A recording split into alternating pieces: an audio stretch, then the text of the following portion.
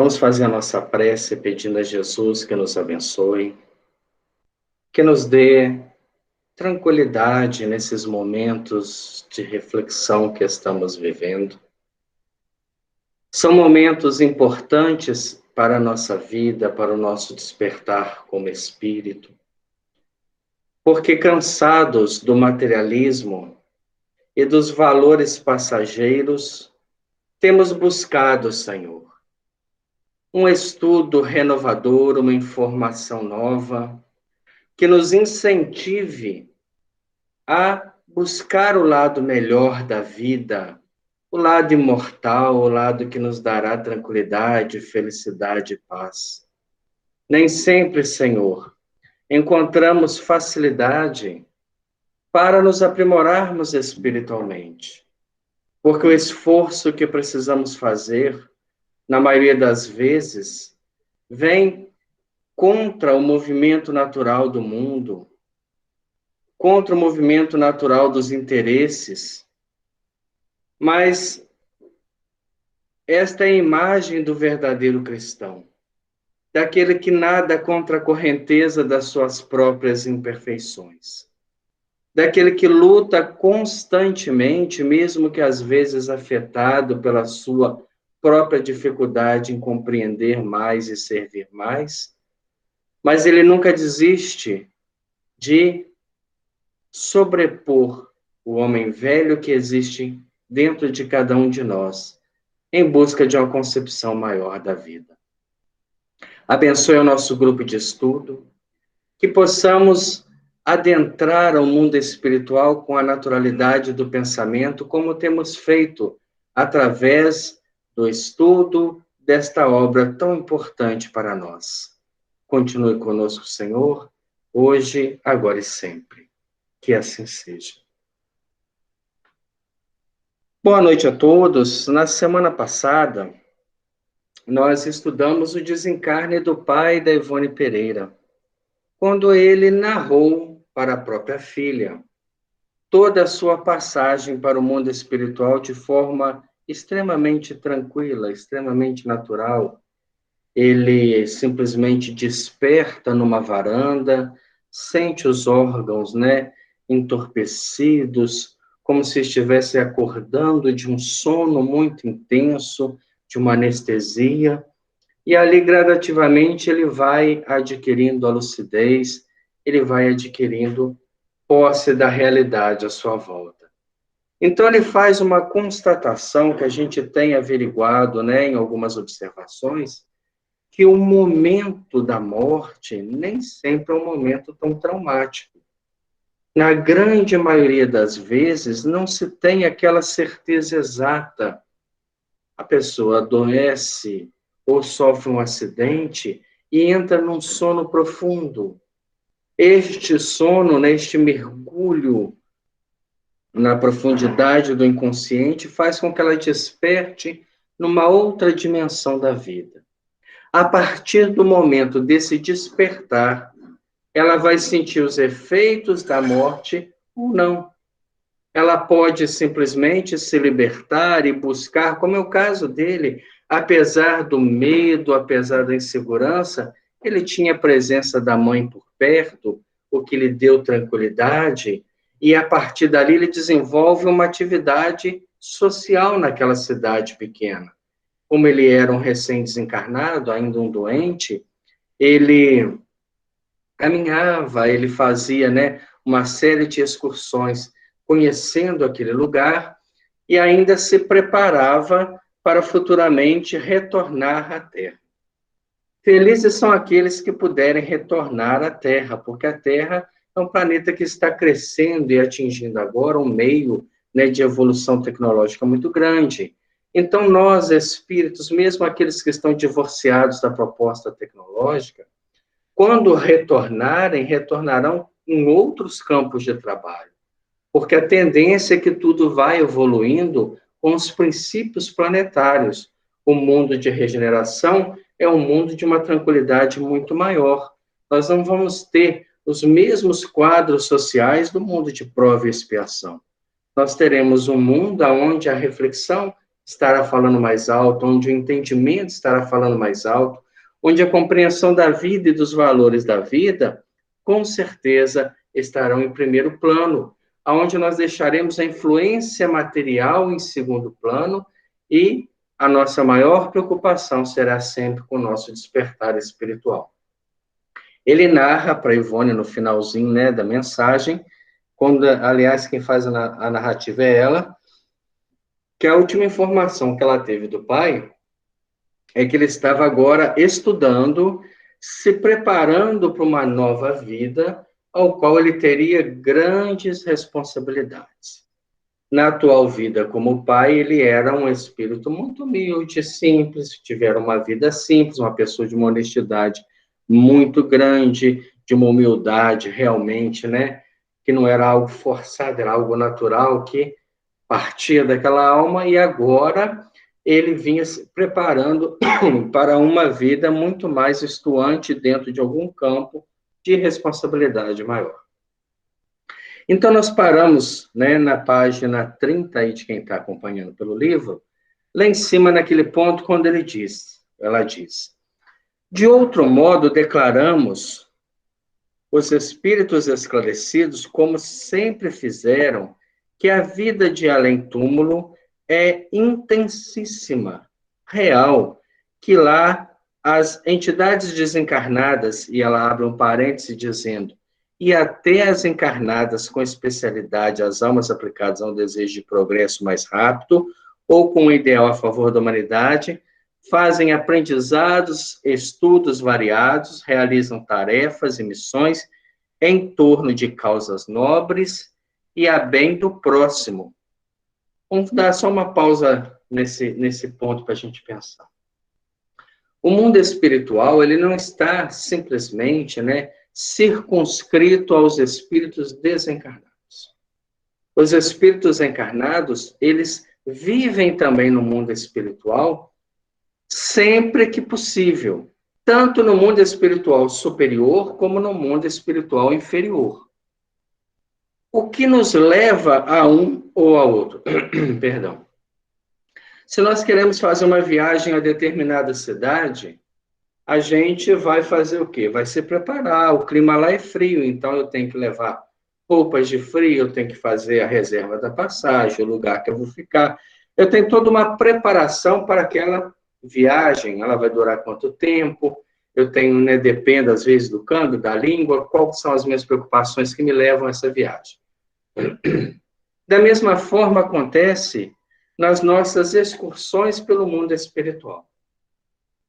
Quando eu deixo a vida me levar, entre aspas, né, seguindo aí a música, né, tão popular, eu não tenho preocupações com nada, eu sou indiferente ao sofrimento dos outros, eu vivo dentro de uma redoma de interesses pessoais que se traduz no egoísmo.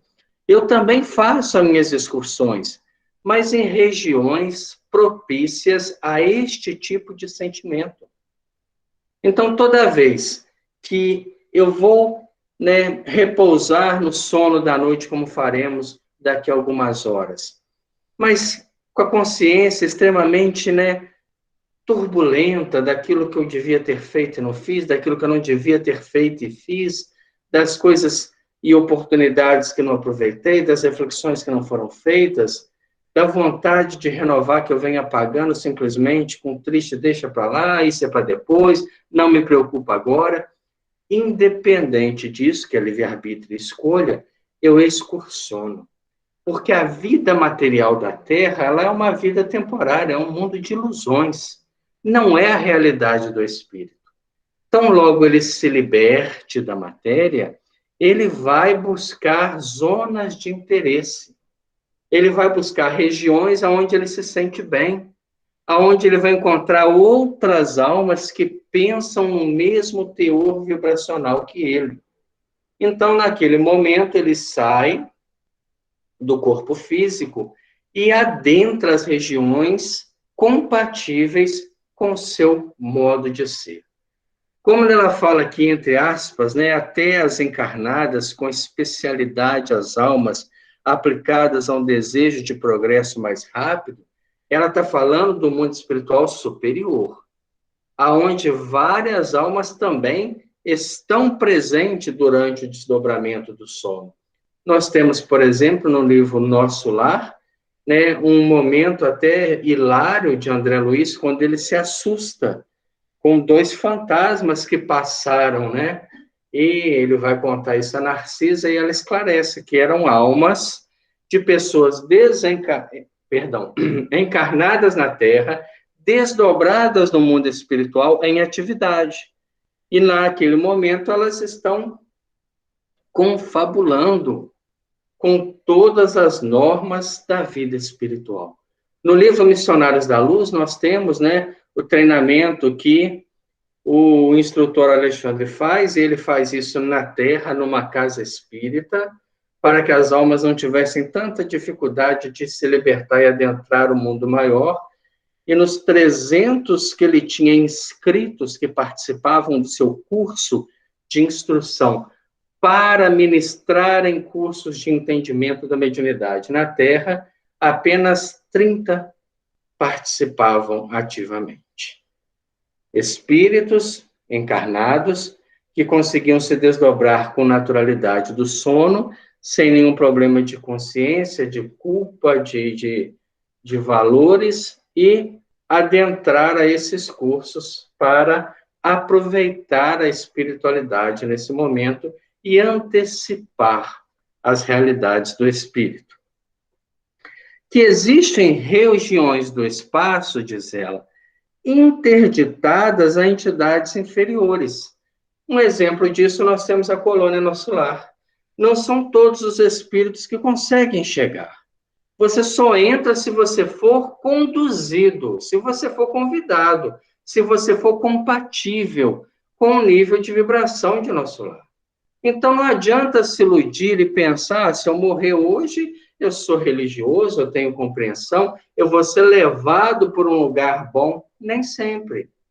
Eu vou ser levado para onde meu pensamento não prejudique as estruturas que estão ali em volta, porque o nosso pensamento, ele está irradiando a todo momento e ele pode destruir construções, poluir construções, ele pode dificultar a ação dos espíritos. Então, se o meu pensamento, o nível dele é nível 4 de uma escala de 0 a 10, que é um nível ainda muito mais perto do início do que do propósito, eu posso desencarnar e ir para uma realidade compatível com ela. Não existe nenhuma chance dos espíritos falar, vamos trazer ele para cá, aqui em cima ele melhora, porque a gente não melhora da noite para o dia. A nossa melhora é um fruto de um esforço e de uma vivência contínua. Então, eu só vou conquistar uma região espiritual superior quando eu já viver essa região superior na minha atual existência, na minha casa mental, na emanação daquilo que pode vir a sair de nós. Pontos onde se aglomeram espíritos de sábios e ainda outros se reúnem artistas. Lembra, por exemplo, do livro Renúncia, quando nós tínhamos, né, que Alcione vivia numa constelação, numa região ligada à estrela Sírius, e ela tinha uma função nessa região. A sua vida, né, já permitia que ela pudesse morar naquela estrutura espiritual tão avançada. Ela, por vontade própria, pede aos seus coordenadores espirituais para reencarnar na Terra, mesmo sendo avisada de todas as dificuldades que podem surgir de uma encarnação num planeta ainda inferior. Ela já havia conquistado toda uma liberdade, mas ela é avisada, olha, você vai, mas o que pode te acontecer? As suas expectativas podem não ser concluídas, você está indo para ajudar um grupo familiar, você pode trabalhar por eles aonde você está, você não precisa mais da encarnação em planetas inferiores. Mas ela, por amor pessoal e familiar, porque grande parte da família espiritual estava encarnado naquele momento na França, ela pede a oportunidade que é concedida e mesmo assim passa pela Terra como um raio luminoso de uma alma pura e resgata ao seu trabalho espiritual nas zonas mais superiores da vida. Se aglomera espíritos sábios e ainda outros se reúnem artistas. Necessariamente estarão afirmando, em essência, que na vida espiritual existirá tudo o que necessitaremos para a realização dos mesmos aprendizados, estudos, tarefas e missões. Então, no mundo espiritual, há 4 tipos de funções. O aprendizado, a primeira que ele cita aqui, que ela cita para nós.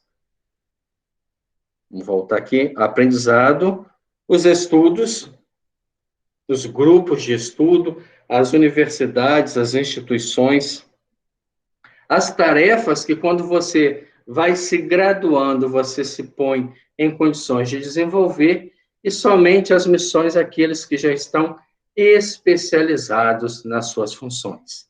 E isso no mundo espiritual superior. Nós tiramos sempre com base, né, o livro Nosso Lar, porque é a vida mais próxima da Terra, num nível melhor que a gente tem informação. Então, André Luiz, mesmo sendo um cientista, chega lá como um estudante, como alguém que não sabia nada da vida espiritual. Vai trabalhar nos serviços mais inferiores das câmaras de retificação. E ali ele começa a aprender a medicina do espírito, para que lá na frente ele venha a compor aqueles grupos de espíritos que vinham executar missões na Terra. Ele já estava na condição de um aprendiz a nível de especialização. E se tudo isso existe, por que não existirão as demais realidades que vêm sendo reveladas desde sempre? Então, o que ela está chamando a atenção mais uma vez? Fala, gente, acorda. Se você acha que o mundo material é o máximo, o mundo espiritual é tudo isso exponencialmente. Os recursos que existem lá são muito maiores. Se você comparar, por exemplo, um curso universitário na Terra, é um curso muito bom, você tem assim um nível de entendimento grande de uma doutrina, você vai conhecer a parte mínima da lei natural. Lá você vai estudar essa lei natural aplicada a todas as ciências, e não há um só espírito que atinja o grau máximo de evolução sem ter conhecido toda a ciência. Está lá na pergunta de número 100 do Livro dos Espíritos, quando nós temos a escala espírita. Os espíritos superiores é aqueles que têm a moral e o conhecimento e a ciência. Nós não vamos chegar no topo sem conhecer toda a lei. Então, estudar, independente daquilo que seja música, seja uma disciplina, seja uma filosofia, seja uma literatura, é evolução do espírito, é aquisição de conhecimento. E, a partir daí, a gente vai desenvolvendo. Não me basta só desenvolver esse lado sem a vivência. A vivência é o lado mais difícil, porque faz com que a gente saia da nossa crisálida para dividir o sofrimento dos outros. Mas também não é o único caminho. É muito mais fácil para aquele que já é bom natural se tornar sábio do que aquele que é apenas sábio se tornar bom. Ao demais, todos os espíritos que se referem à vida do além asseveram não encontrar palavras bastante expressivas para descreverem não só a intensidade, como a harmonia e a beleza do mundo espiritual. Então, se a gente pudesse resumir todo o mundo espiritual elevado numa palavra, ele é um espetáculo, perto daquilo que a gente tem de mais bonito na nossa dimensão de vida. Ele é tudo que nós temos aperfeiçoado.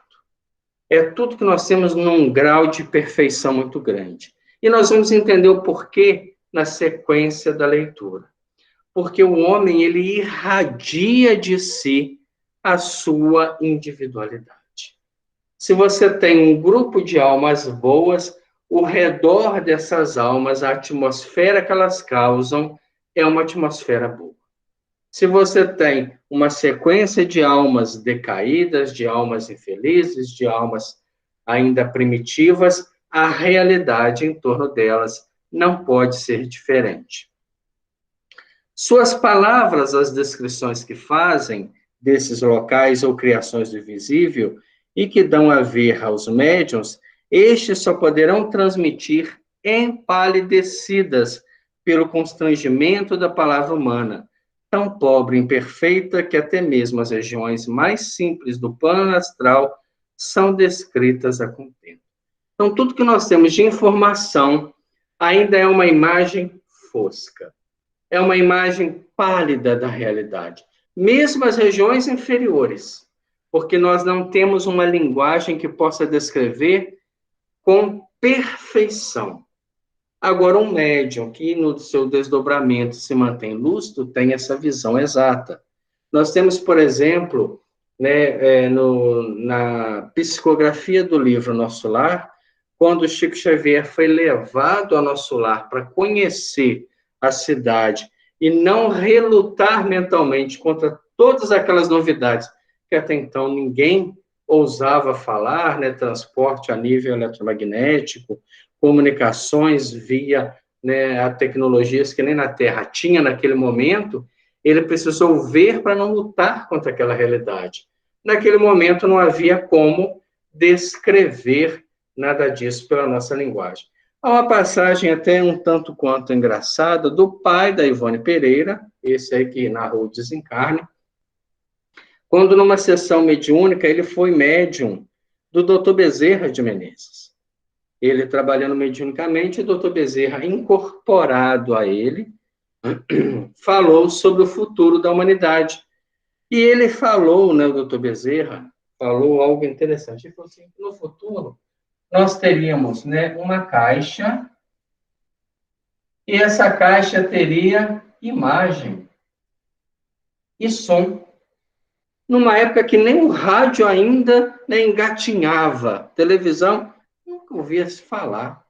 E falava de uma caixa que teria imagem e som, e que no futuro dessa construção, olha o que é a revelação, isso lá atrás, o Dr. Bezerra era recém-desencarnado, mas já numa condição muito boa como espírito, conseguia manifestar através do médium falando sobre isso.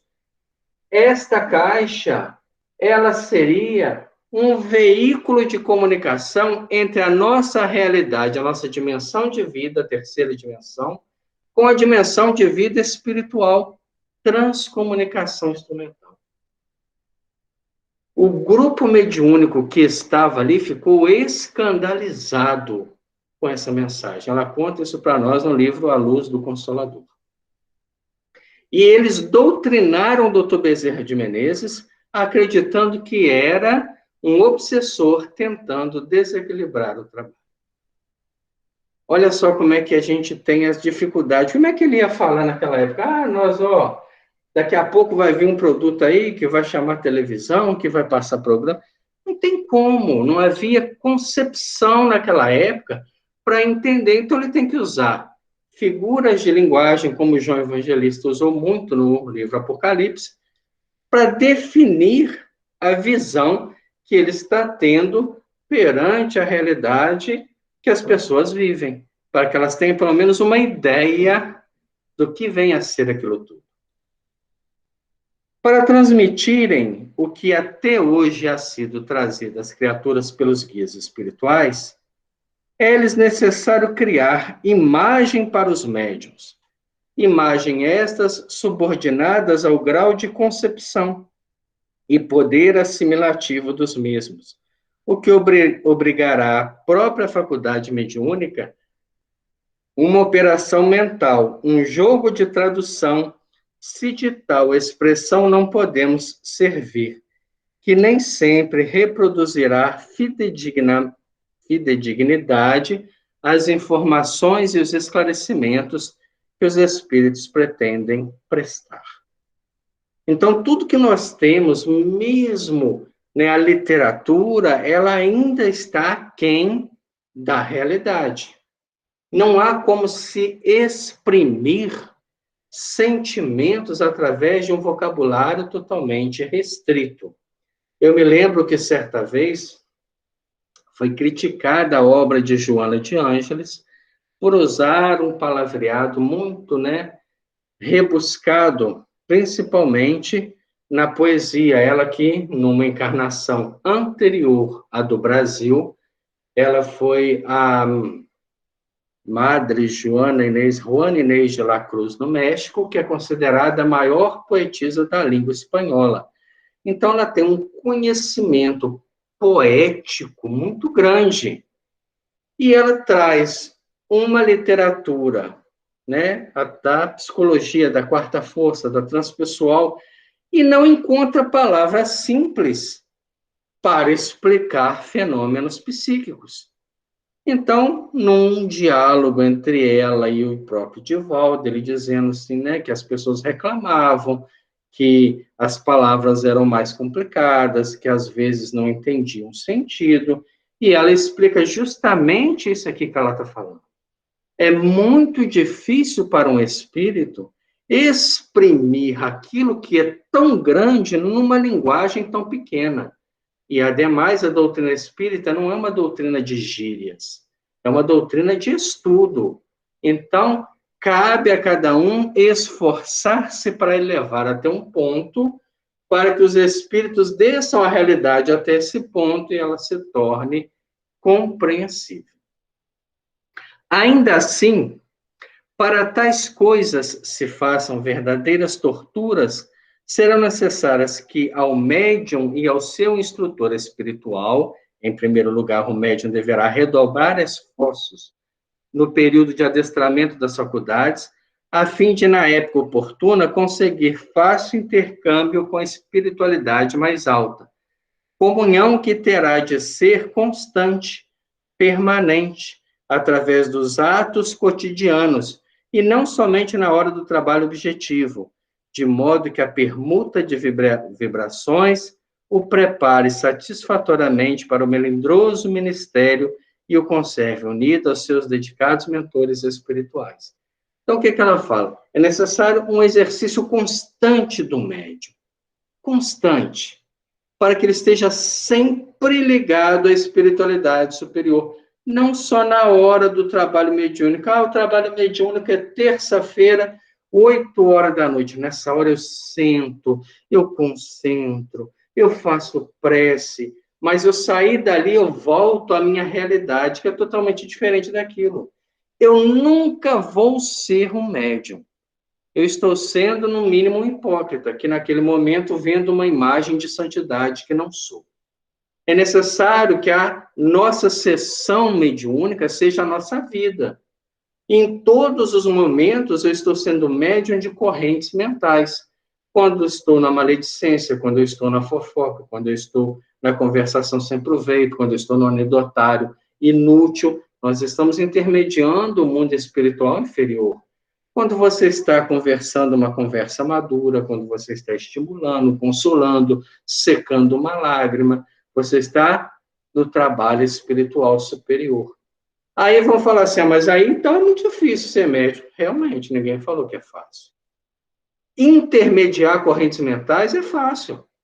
É só descer correnteza abaixo. Vai dizendo sim para tudo e para todos que você vai estar bem com todo mundo.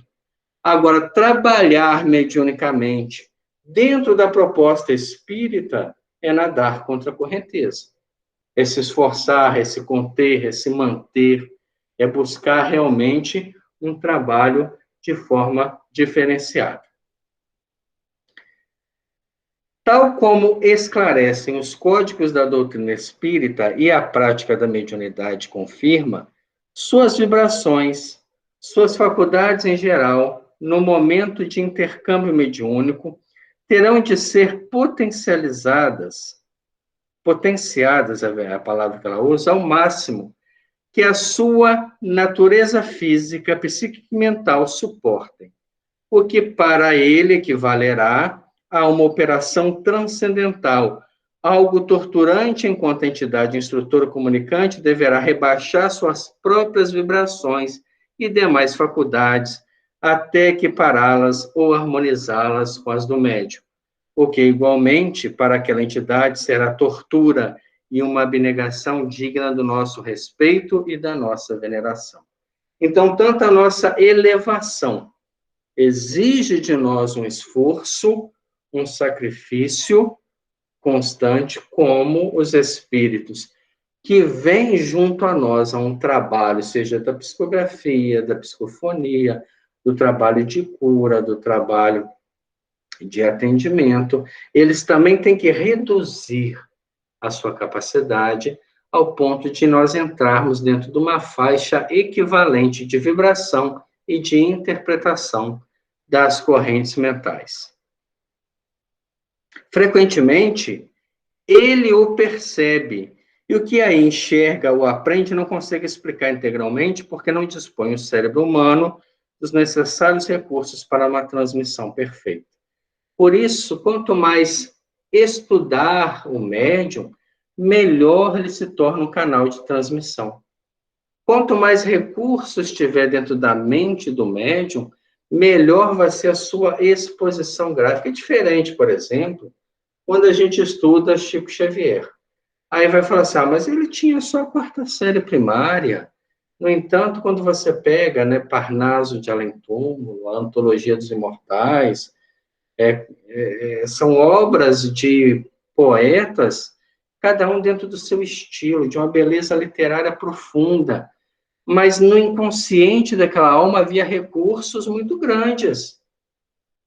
Então, ele tinha, através de uma equipagem mediúnica mecânica, que é aquela mediunidade inconsciente, ele acabava cedendo aos espíritos uma condição, mas mesmo assim, Augusto dos Anjos diz a ele, olha, Chico, nós vamos escrever através de você o que a sua cabeça permite, porque eles queriam escrever algo muito mais grandioso, e ele não tinha uma concepção para aquilo. Está lá no Pinga Fogo, quando ele faz essa revelação. Quando ele estava aguando, né, as hortas lá, a plantação de alho, e naquele momento os espíritos já o preparavam para o trabalho mediúnico da noite. Durante suas fugas, em corpo astral, pelo espaço e fora, o que ele vê e presencia com seus guias não é de forma alguma um aglomerado de sombras, o vácuo ou invisível inexpressível. E aí ela faz uma citação interessante que vale a pena a gente ler. Em muitas reuniões de experimentação e deixa eu só voltar aqui, é frequente um médium que obtenha comunicação ou outros que a elas assistem distinguirem o panorama ou os ambientes mentais que o circundam o espírito comunicante. Vamos tentar entender como é que é isso aqui. Nós estamos num trabalho mediúnico e às vezes nós temos aqui 4 médiums dentro de uma estrutura que é a reunião mediúnica.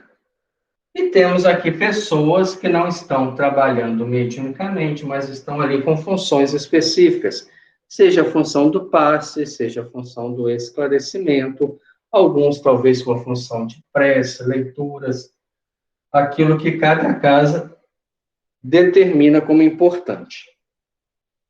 O espírito vem e se comunica por esse médium. Então, ele vai trazer consigo uma série de imagens mentais. Essas imagens, ele está trazendo, mas ele tem aqui mentores espirituais que ele não consegue vislumbrar. Alguns parentes próximos que são tragos. E é necessário fazer todo um trabalho para que ele possa sair desta condição. Vamos lembrar lá da nossa escala, né, vibracional. Às vezes ele está numa escala número 2, entre 2 e 10, e para que ele pudesse ver esses espíritos, ele teria que estar numa escala número 7. Ele teria que elevar o seu padrão vibracional. E isso é inconcebível somente naquele momento, não é um exercício de vida, ele está comunicando, ele está falando. Como é que naquele momento ele vai ver os espíritos superiores, talvez um parente, uma mãe, um pai, alguém que vem buscá-lo. A espiritualidade, está lá no livro Missionários da Luz, capítulo 17, ela vai começar a usar a vibração de todos os componentes da reunião. Esses componentes, né, que esses médiuns começam a emitir, nada mais é que o ectoplasma.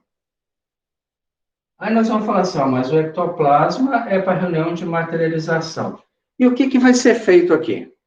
Vai ser feita uma materialização numa dimensão não física, não da terceira dimensão, como a nossa. As reuniões de materialização da terceira dimensão são aquelas que Peixotinho trabalhava, como vários outros médios trabalhavam, que o ectoplasma saía aquela massa branca, visível, e o espírito cobria-se com ela, ela ia tomando a sua forma, e ele conseguia comunicar, falar, tocar, curar, aplicar recursos. Esse é um tipo de materialização para a nossa realidade. Aqui vai ser feita uma materialização para a realidade do espírito comunicante, que já não está mais na nossa faixa. Nós não estamos vendo o espírito, nós estamos vendo o efeito da comunicação.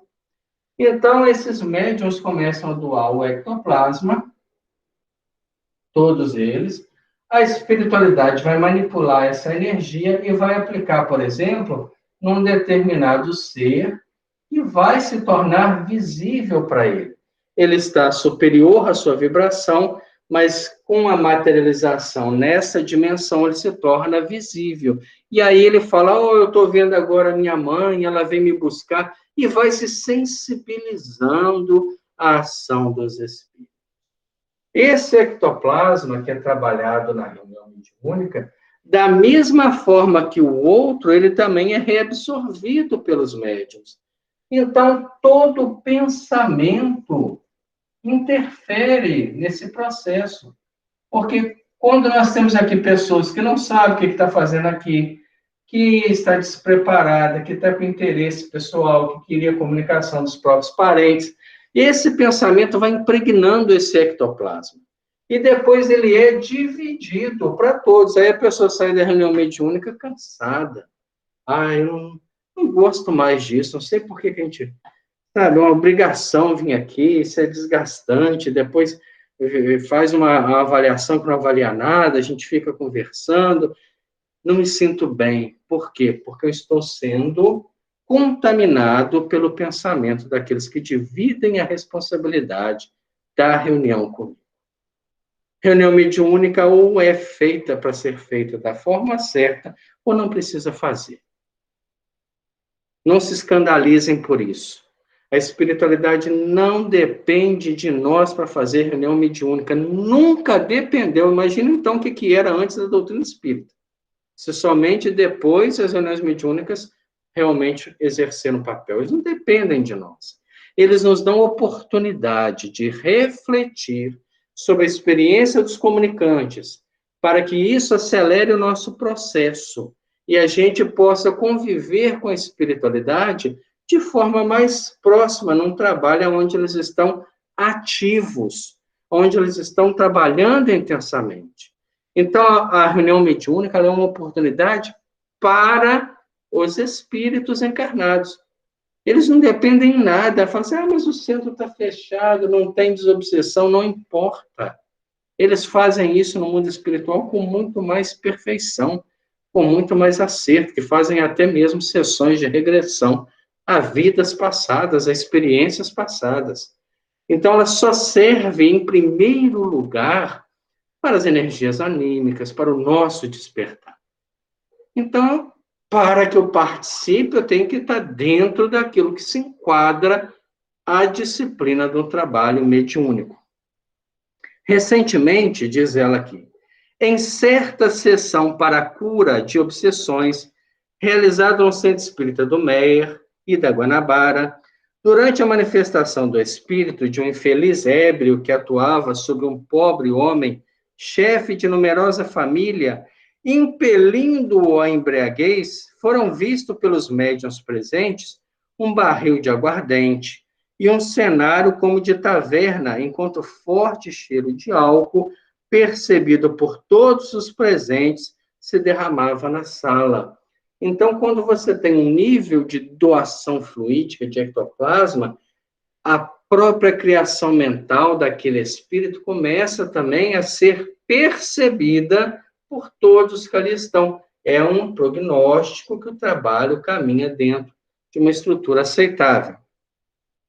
Na cidade de Pedro Leopoldo, em uma sessão do grupo Meimei, na qual tomava parte o conceituado médium Francisco Cândido Xavier, em março de 1956, comunicava por um dos médiuns presentes, ela coloca entre parênteses que o médium era Geraldo Rocha, o espírito de um bispo católico. Essa entidade não só se deixou ver por várias pessoas presentes, envergando trajes sacerdotais, como também um ambiente que vivia como desencarnado, um belíssimo recanto de catedral, com os vitrais fluindo luzes multicores de grande efeito. Então, quando a reunião está muito bem ajustada, esses médios, mesmo que não tenha aquela mediunidade, né, de trabalho ativa, eles se elevam a um ponto, se sensibilizam a um ponto de percepção desta realidade espiritual. O que pode estar acontecendo a partir do momento que se leva a sério o trabalho mediúnico. É assim, voltando aqui ao texto, né, uma vida intensa, real, ativa, superior, espiritualizada, onde o que existe é superlativamente melhor e mais belo do que existe na Terra. Referência feita aos planos felizes do mesmo invisível. Está acima de tudo quanto o seu cérebro pudesse inventar, pois não percamos de vista o fato de que, geralmente, os médiums não têm cultura intelectual tão sólida para poderem criar por si mesmos assuntos dos quais, às vezes, jamais ouviram falar, senão um vasto cabedal psíquico armazenado em sua subconsciência, desde passadas existências fáceis de seus guias, instrutores a sonarem, a fim de poderem transmitir ou compreender o que vê. Voltando ao caso do Chico Xavier, mesmo sem a instrução necessária nessa vida para ser o intermediário que foi, tanto da poesia, como da filosofia, como da ciência, como da literatura, ele tinha no seu inconsciente tamanhos recursos que os mentores conseguiam acessar para fazer a psicografia.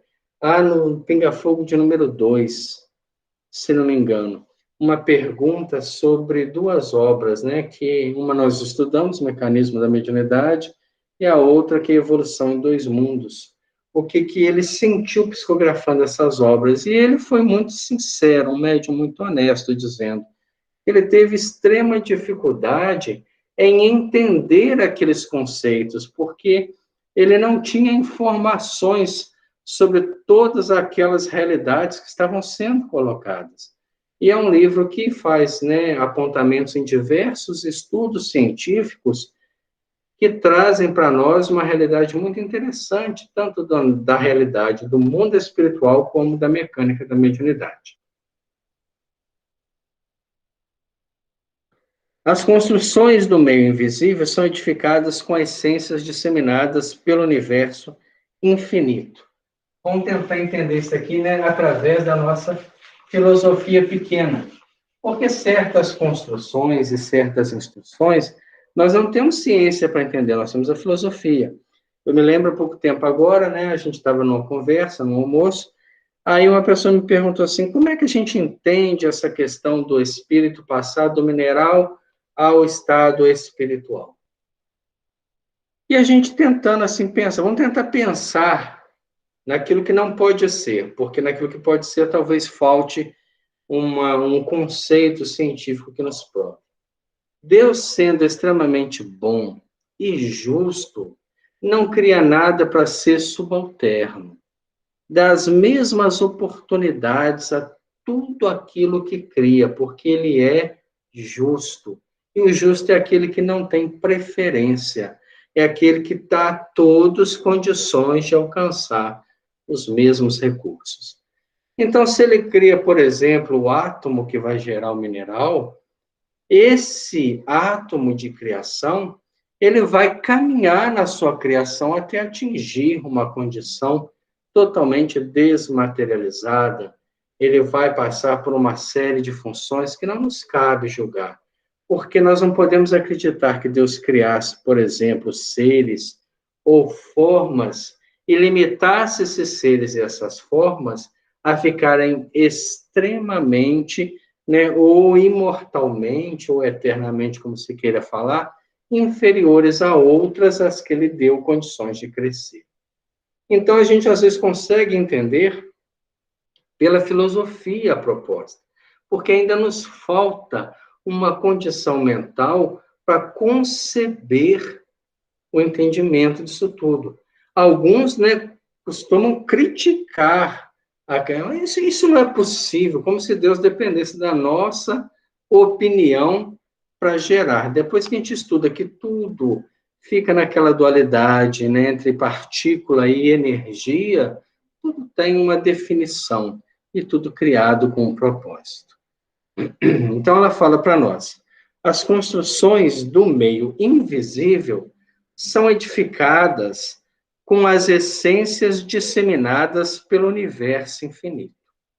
Então, para construir alguma coisa, eu preciso ter algum tipo de recurso.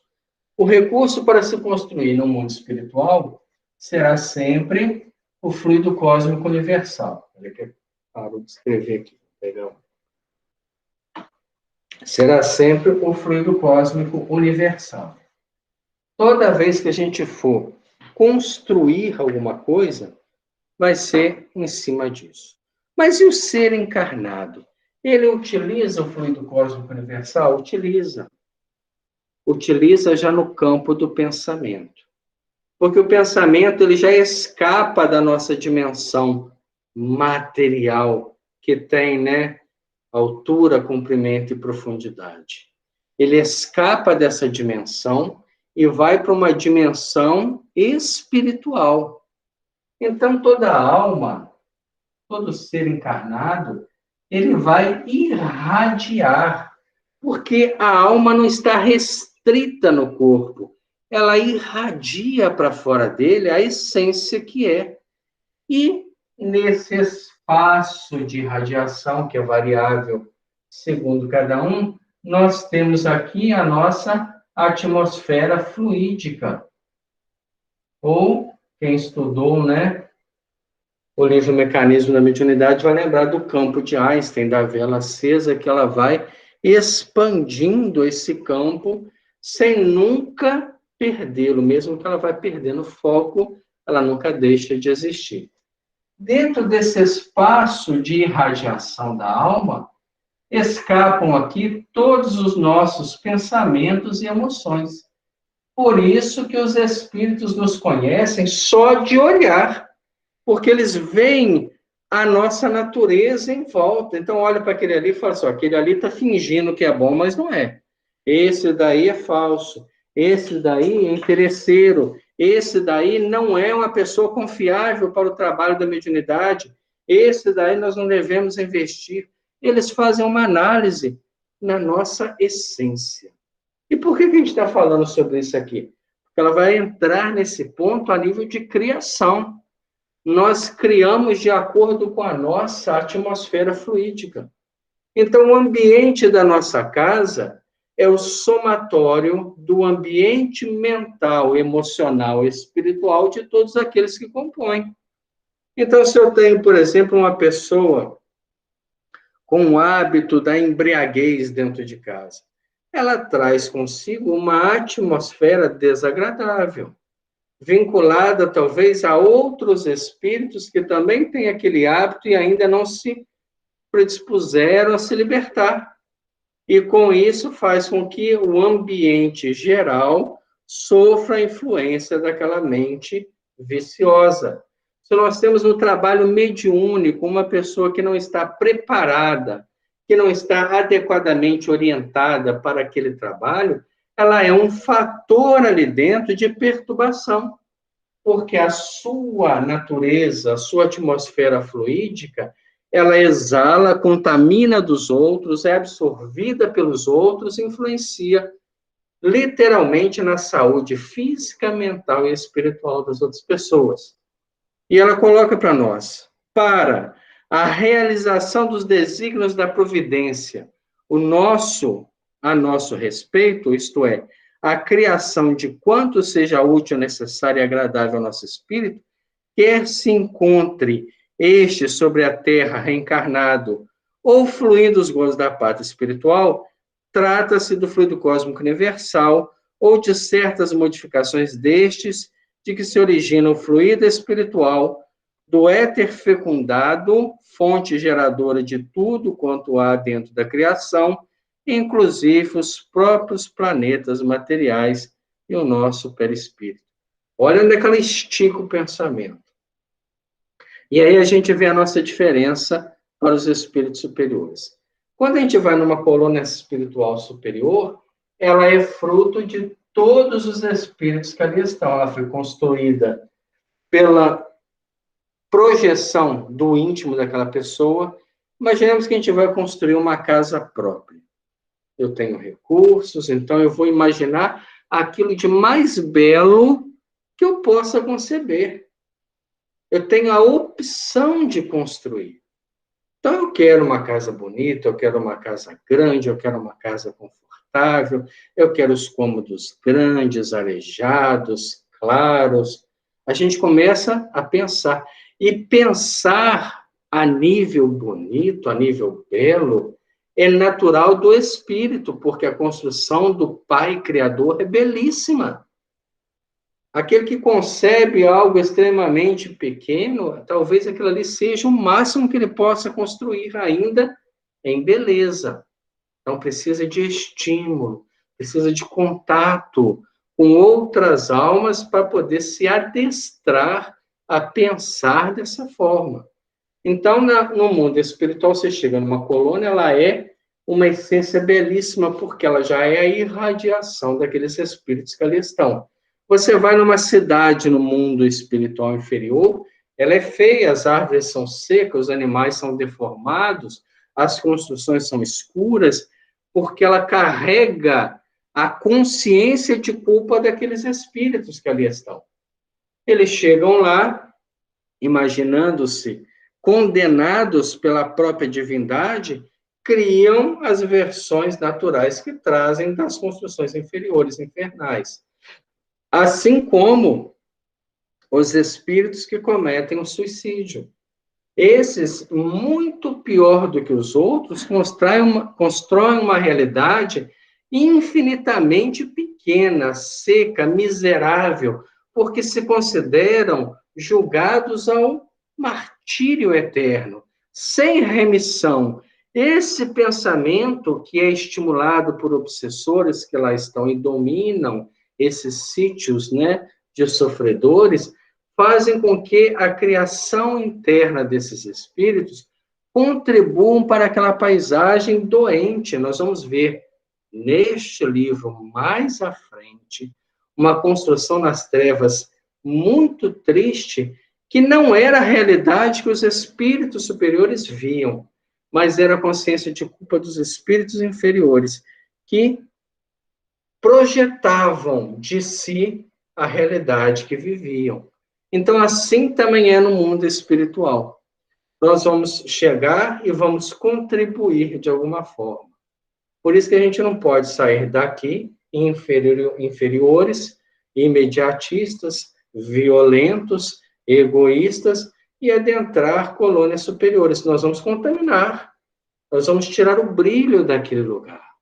Agora, quando a nossa essência é uma essência trabalhada, uma essência que foi aos poucos vivenciada, que sofreu por si só para poder se sobrepujar, para poder crescer, ela vai se adaptando a essa realidade espiritual. E não adianta eu sentar e falar assim, nossa, isso é interessante, mas não é para mim. Então eu vou desencarnar e vou para onde? Eu vou para a região daqueles que vão ficar parados no tempo, esperando o tempo andar. Nós precisamos mudar a nossa intimidade para que a gente possa se adaptar com a natureza, os espíritos superiores. Vemos aqui que ela termina dizendo: do éter fecundo, do fluido cósmico universal primitivo, fonte geradora de tudo que há dentro da criação. Então, tudo partiu desta realidade. Não existe outro princípio ativo que não é o fluido cósmico universal, que cria tudo que está no mundo espiritual, tudo que está no mundo material, e nas dimensões que nós nem conhecemos. Inclusive, os próprios planetas materiais e o nosso perispírito. Aí a gente tem a visão, por exemplo, do que é o Cristo.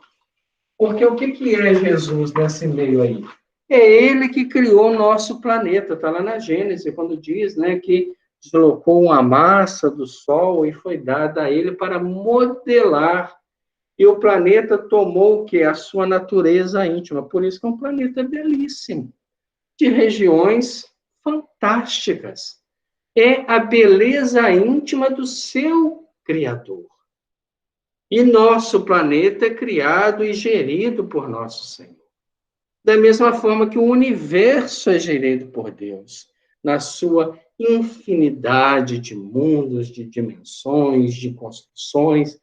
Por quê? Porque é a natureza íntima que vai irradiando, criando incessantemente. Na nossa pequenez, que nós não criamos planeta nenhum, não criamos nada, só criamos intrigas e dissensões, nós também estamos criando, porque o Espírito trabalha constantemente. Ele não depende de descanso. O corpo físico precisa descansar, o corpo físico tem limitação, o corpo físico tem dor, tem artrite, tem dor na coluna, tem dor de cabeça, tem diabetes, tem pressão alta. O Espírito não tem nada disso. Ele simplesmente cria, porque ele pensa constantemente.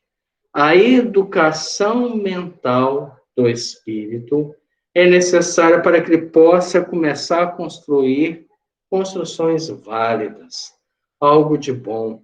Então, ele está no seu setor de trabalho, está vendo a conversação sem proveito, ele entra com uma conversação proveitosa. Ele corta aquele clima negativo.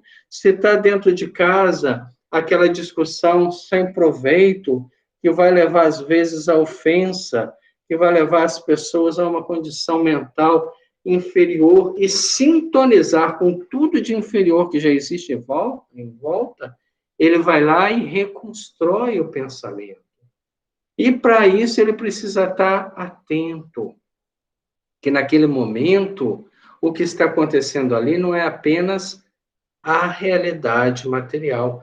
Por trás existem inteligências que fomentam, que estimulam, que sopram palavras no ouvido para ferir. Nós somos tão suscetíveis ainda, né? A pessoa fala alguma coisa, você fica magoado, você se contrai, você se afasta. Então, nesses momentos, os espíritos inferiores triunfam, porque a vida, desde a nossa essência, ela já é mental. E se a gente não educar agora, que estamos no educandário das almas, que nós estamos frente a diversos circuitos mentais, se a gente conseguir agora colocar ela num ritmo produtivo e manter, nós não vamos ter dificuldade nenhuma em conviver com esse ritmo em qualquer região que for. Mas se ao mesmo tempo eu começo a ceder a essa, aquela, a preguiça, a indisciplina, a indolência, a vaidade, a falta de produtividade, a falta de caráter, a corrupção dos valores morais, eu vou passar a existência inteira sintonizando com o que há de pior, porque eu não tive coragem e vontade de mudar. Nós vamos parar nesse ponto. Semana que vem, vamos dar continuidade à construção mental, aonde começa a ficar muito mais profundo o entendimento dessa obra. Vamos agradecer a Deus. O momento de oração é o momento em que o nosso pensamento e que a nossa natureza íntima se liga ao Criador, se liga às construções superiores do universo. E nós te pedimos, Senhor, que nesse momento de permuta, de troca, de experiências positivas, nós possamos também receber da espiritualidade um incentivo, um passe reconfortante das energias novas, que possam tranquilizar o nosso mundo íntimo, que possam refletir nos órgãos físicos, demonstrando, Senhor, que a saúde do corpo depende da saúde da mente, que a mente equilibrada e que aspira o bem projeta um corpo físico saudável e ativo. Permita, Senhor, que a gente não se torne tão sensível às informações que tentam, na maioria das vezes, traçar um mundo sem propósito, como se não existisse mais nenhum recurso que pudesse salvar a humanidade. Nós estamos no coração do mundo e na pátria do Evangelho. Permita, Senhor Jesus, que as palavras proferidas pelo Senhor, referentes a essa pátria nobre, sob o comando de Ismael, venham à tona a partir da mente daqueles que acreditam e se dedicam no bem. Que Deus, nosso Pai, nos abençoe, guarde a nossa semana, que seja uma semana produtiva de trabalho e de construção. Que assim seja. Muito obrigado a todos pela presença. Semana que vem, então, nós damos sequência ao nosso estudo, que é um estudo muito além, né, do estudo da mediunidade. É um estudo voltado para o nosso despertar espiritual. É importante a gente ver que ninguém vai desenvolver mediunidade sem